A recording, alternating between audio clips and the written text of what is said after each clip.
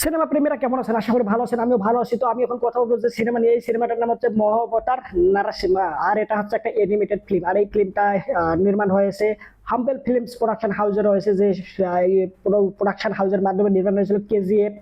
আর এর পাশাপাশি বর্তমান সময়ে কান্তারা, যে সিনেমাটা chapter Kantara the legend chapter 1 cinema নির্মাণ হয়েছে, ঠিক একই প্রোডাকশন হাউসের মাধ্যমে নির্মাণ হয়েছে এই মহাবতার নারাসিমা সিনেমাটা।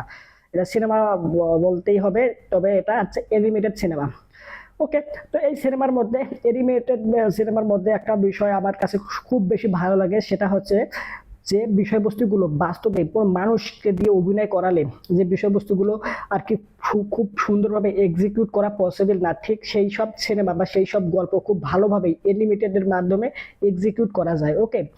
আর এখানে হয়েছে তার ঠিক, মনে করেন যে কি বলবো, একদম পারফেক্ট ব্যবহার করেছে। এখানে যে গল্পটা দেখানো হয়েছে, এই গল্পটা হচ্ছে একটা মহিলা ইয়া করে, কি বলে, একটা সাধু সন্ন্যাসী যে রয়েছে, সে মনে করেন যে ধ্যানে মগ্ন থাকা অবস্থায় তাকে দিয়ে খারাপ কাজ করে, মানে সহবাসে লিপ্ত হয়ে যায়।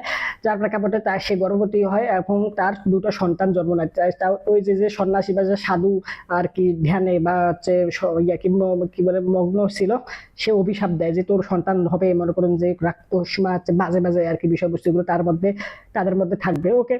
তো হয়ও তাই, তার মধ্যে মনে করো তাদের দুটো সন্তান হয়, ছেলে সন্তান। সেই সন্তানদের মাঝে খারাপ খারাপ বিষয়বস্তুগুলো তাদের মধ্যে রয়ে যায়। এখন এই গল্পটা সামন দিকে এভাবে এগিয়ে থাকে। এখন একটা সময় সে দুইটা ভাইয়ের মধ্যে একটা ভাই দেবতা আরেক দেবতার সাথে লড়াই করতে যায়, সে মারা যায়। এখন এ আর কি মনে করেন যে আরেক দেবতার কাছ থেকে শক্তি নেয়, পাওয়ার নেয়, যে আমাকে রাতেও মারতে পারবে না, দিনেও মারতে পারবে না, আসমানও মারতে পারবে না, পাতালেও মারতে পারবে না। ঠিক এরকম একটা আর কি তাকে একটা বর দেয়, বা হচ্ছে তাকে একটা পাওয়ার বা ক্ষমতা দেয় অন্য একটা দেবতা এসে। ওকে। এখন এখান থেকে জমে যায় খেলা। এখন তার যে সন্তান হয়, সে আবার যে তার শত্রু, যে তার নিজের ভাইকে মারছে, ঠিক তার ভক্ত। ওকে। বিষ্ণু। ওকে, বিষ্ণুর ভক্ত হয়ে যায়। এই গল্পটা এখন এখান থেকে এগুলো থেকে সামন দিকে এমন কেমন টুইস্ট আর টার্ন আসে যে সত্যিকার অর্থে দেখছিলাম যখন, তখন মনে হচ্ছিল যে কি হবে তারপর, কি হবে তারপর, আসলে কি ভালো হবে না খারাপ হবে, কি হবে আসলে, সে বাঁচবে না মরবে। ওই ছোট বাচ্চা, তার যে ছেলে সন্তান রয়েছে, সে বিষ্ণু ভক্ত, তার ভক্ত হয়ে যায়, দর্শক শ্রোতা ভক্ত জন্য পাবলিক হয়ে যায়। এখন সে তার সন্তানকে মারতে হুকুম দেয়, কারণ সে তার শত্রু, তার যে দুশ্মন, যাকে সে ঘৃণা করে, অপছন্দ করে, তার ভক্ত হয়েছে, তার পূজা করে। ওকে। এখন তাকে মারার অনেকগুলো ব্যবস্থা নেওয়া হয়, কিন্তু কোনোভাবে তাকে মারতে পারে না, হত্যা করতে পারে না।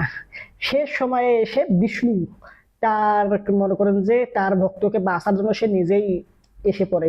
এখন তাদের দুজনের মধ্যে লড়াই হয়। এই লড়াইয়ের মধ্যে কে জিতবে এটা জানতে হলে আপনাকে অবশ্যই সিনেমা দেখতে হবে। আর এখানে যে এনিমেটেড কাজ যে করা হয়েছে, এনিমেটেড কাজের মধ্যে মনে করেন যে এমনিতে নর্মাল যে সিনেমাগুলো রয়েছে, ওগুলো সিনেমার মধ্যে কিন্তু ভিএফএক্স, সিজিআই বা হচ্ছে গ্রাফিক্স এর কাজে কিন্তু অনেক ঘাপলা থাকে, অনেকটা মনে করেন যে ভুল ত্রুটি থাকে। আর এনিমেটেড সিনেমার মধ্যে মনে করেন যে বিষয়বস্তুগুলো আরো বেশি পরিমাণে ভুল ভ্রান্তি হয়ে যাওয়ার পসিবিলিটি রয়েছে, কারণ পুরো সিনেমাটাই মনে করেন একটা এনিমেটেড। ওকে। এখানে কোনো মানুষ চরিত্রে নাই, সবাই হচ্ছে এনিমেটেড।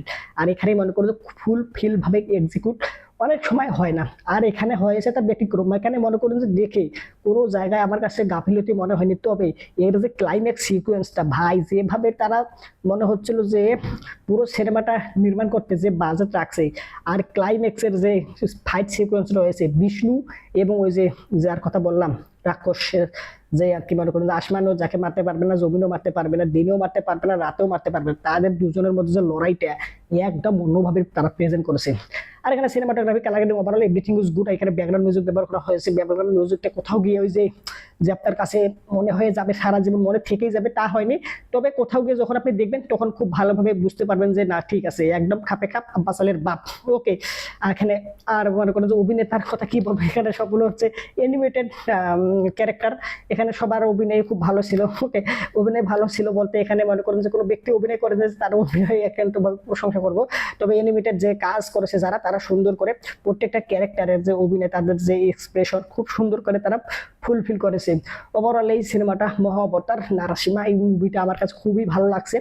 যদিও অ্যানিমেটেড সিনেমা অনেক কম দেখা হয়, কারণ বর্তমান সময়ে যেসব ভালো ভালো সিনেমা আসতে যাচ্ছে, এগুলো সিনেমা দেখেই আর কি সময় পাই না, তারপর আবার এই যে অ্যানিমেটেড সিনেমা যদিও মনে করেন দেখার প্রথম দিকে আগ্রহ ছিল না, পরবর্তীতে এটা নিয়ে আর কি অনেকেই আলাপ আলোচনা করতেছে, অনেক ভালো ভালো করতেছে, যার প্রেক্ষাপটে আমি ওই সিনেমাটা দেখলাম আর দেখে আমার কাছেও মনে হয়েছিল আসলে এই সিনেমাটা তারা ভালো বলেছে, ভালো হয়েছে বলেই, আর এটা অবশ্যই প্রশংসার দাবিদার।